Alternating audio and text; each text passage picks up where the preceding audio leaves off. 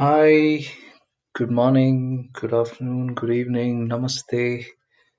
Welcome to Jyotish Light. My name is Pulak.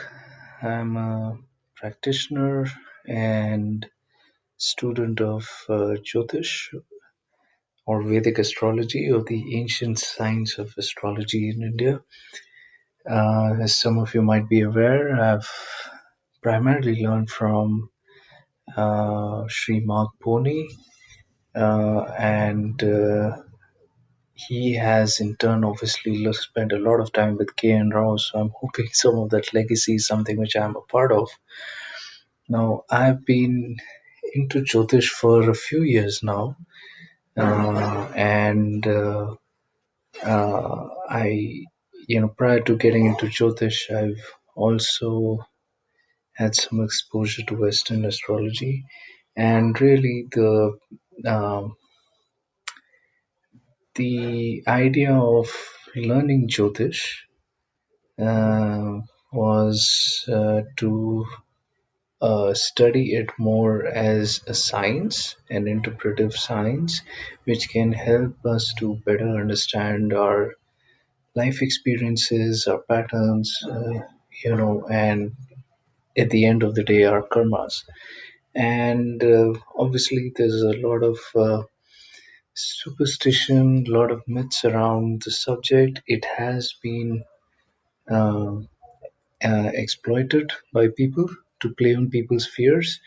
And really, the idea of starting Jyotish Light in terms of my writings and now also putting up some videos on YouTube was to just create a general appreciation on how it can be a fascinating science to see and study the way people's lives have evolved, you know, and it requires obviously an intensive study of the ancient scriptures that our sages put together, but more importantly, also requires, like Kane would stress, a modern interpretation of some of the principles laid down by applying it and seeing it over, charts over charts, right? And so that's the attempt of Jyotish Light.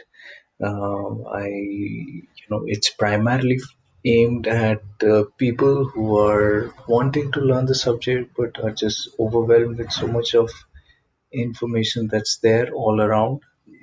It's hard to differentiate or distinguish between genuine information and a lot of noise that people create. And the approach that I take, in line with what my teacher has taught me, is obviously more from a research standpoint. So you would find people who are well versed in the principles and the definitions laid down in the ancient classics like Brihad Purana, Horashastra, and some of the other scriptures, Valdipika, and so on and so forth. Um, but struggle to put it into application in charts to predict things. And then there's a second group of people which takes guidance from these ancient texts and principles, but then is more focused on uh, the practical manifestations of the same in charts. And so I've sort of tend to belong to the second category. By no means I'm a complete expert, but then the whole idea is for us to collectively learn, build a community, exchange ideas, and so on and so forth. So, without sort of spending too much time into introduction, as you know, I have a site called Jyotish Light, and I do once in a while, whenever I'm sort of in that frame of mind where insights come to me, I do write about things that I notice as patterns, as themes, and you'll find that in the reflections and learning section. And so, for the purpose of this introductory video, I thought let me just walk you through, one of the recent articles that I'd written about travel as a theme and how sometimes in Jyotish, uh, things can be so simple and intuitive, and how people's lives get shaped by some of the placements of the birth chart and the coordinates in the birth chart. And this is a classic example of that. So while I was writing this article, obviously, as I mentioned, a lot of my work goes into research and trying to identify patterns in people's lives and their charts, which indicate certain events to manifest and themes to manifest. And so, a good source for that, obviously, is Astro Data Bank. And I started off by just writing travel blog, just to find people who are into traveling and blogging. I wanted to pick travel as a theme, and people who sort of travel for a living or earn their living out of travel. And I came across this, obviously, this person called Shannon O'Donnell. Now, Shannon O'Donnell obviously is a travel blogger. She's also a famed author. And her story is that she was in a job, and in somewhere between 2008 2007 2008 she quit her job and then decided to just hit the road, so on so to speak. And then one thing led to another. She's authored books, she's been recognized, by a lot of media outlets for her credentials in traveling, and so including National Geographic and so on and so forth. So she knows her art and craft when it comes to travel, and I was fascinated by the subject and by this person, and so I started keying the data on the chart. Now, I'll I'll go to the chart, but just in terms of the indicators of somebody inclined to travel in the chart. Obviously, there are certain static indicators. The two natural planets, Jupiter and Mercury, signify long distance and short distance travel, respectively. So you would want to look at that and what conditions they are in the chart. Then the ninth and the 12th house, and to an extent the third house, indicate travel, as well as secondarily the seventh house if it means travel for work. And you would always want to consider Rahu in this mix because Rahu represents uh, foreign elements.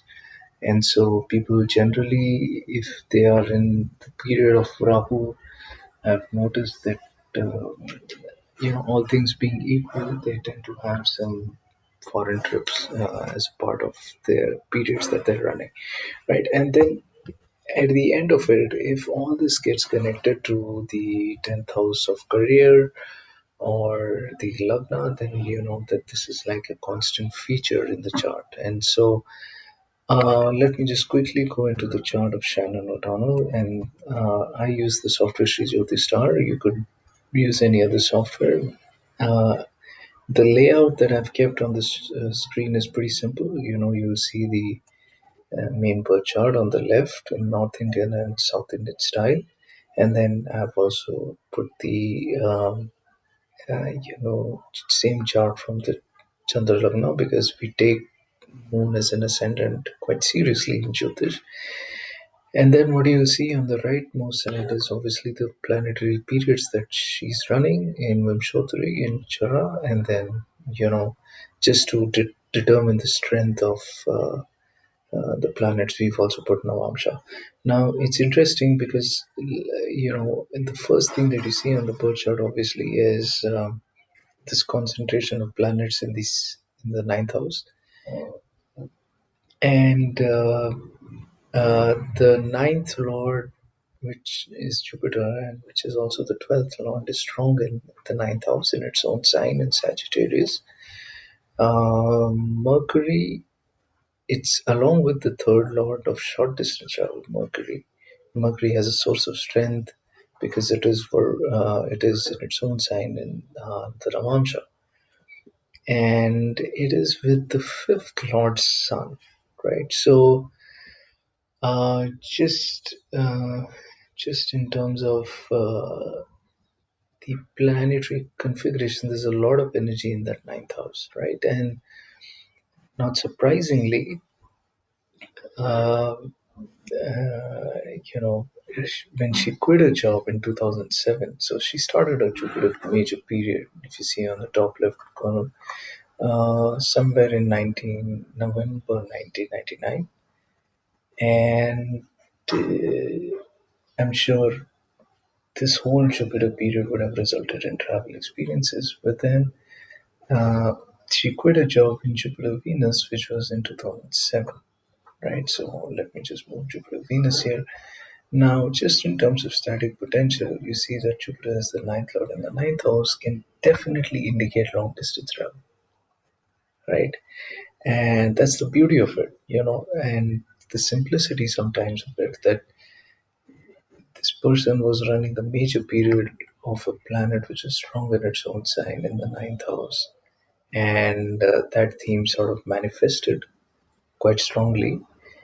Interestingly, from the Chandra Lagna, becomes the ninth and the 12th lord, and Jupiter becomes the third lord.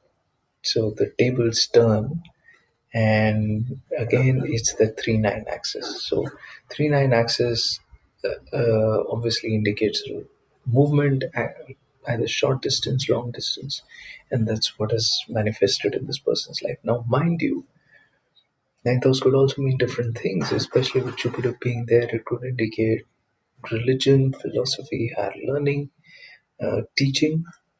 Um, but clearly, in this case, in the native's case, we had a case of travel manifesting. Now, what's also interesting is, like I mentioned, uh, Jupiter, Mercury are two planets of authorship, natural planets of authorship as well, and they are with the fifth lord, Sun.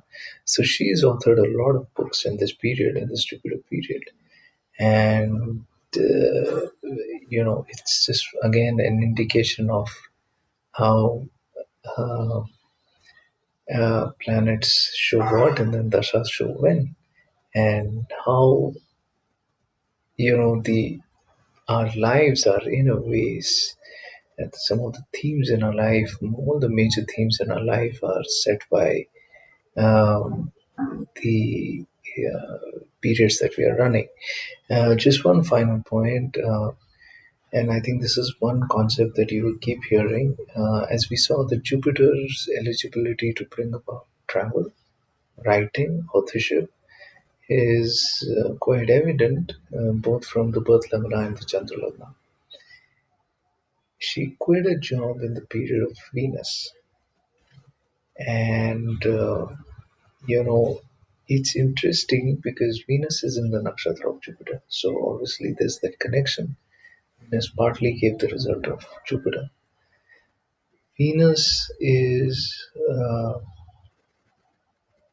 also in the eighth house, and so transition, eighth house means transition, change, and so for her it manifested in terms of career change, and it's interesting it played out that way. So from the Dasha Lagna, which is if I make Jupiter as the Lagna, Venus also goes to the 12th house and of foreign locations and so on and so forth. So the point being that Jupiter. Uh, Sorry about the background noise. And, near a place which has some traffic, but the point being that Jupiter, if you were to just extract the principles of studying a chart, what this example shows us is that just by the placement of Jupiter as the ninth lord in the ninth house, and its natural signification denoting long distance travel, that theme manifested in a person's life. It is with the Karaka of authorship, Mercury, and the fifth lord, Sun. And so this person authored a lot of books in this period, and the whole thing began in the period of period of Venus, and Venus in the eighth house of transitions actually brought about that result. So that's what I wanted to share on today's video. I hope you found this to be um, of some use in terms of learning, and I hope to continue posting videos. Please give me your feedback, and do let me know if you would want me to cover any specific areas. Thank you so much. Namaste.